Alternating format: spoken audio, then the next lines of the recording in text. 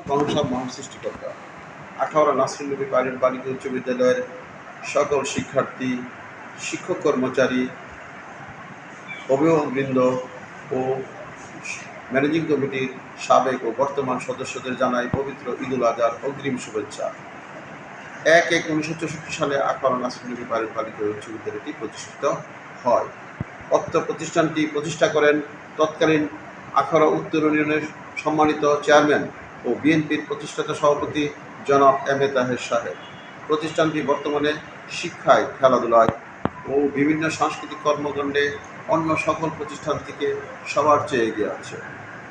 জনাব মুশফিকুর রহমান এমপি মহোদয়ের নিকট আখাউড়াবাসীর একমাত্র প্রাণের দাবি একমাত্র নারী শিক্ষা প্রতিষ্ঠান যার আখাউড়া নাসরুল নবী বালিকা উচ্চ বিদ্যালয়টিকে জাতীয়করণ করা।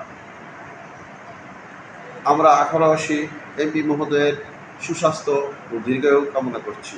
ধন্যবাদ অন্তে দেবব্রত বণিক, প্রধান শিক্ষক, আখাউড়া নাসরুল নবী বালিকা উচ্চ বিদ্যালয়, আখাউড়া, ব্রাহ্মণবাড়িয়া।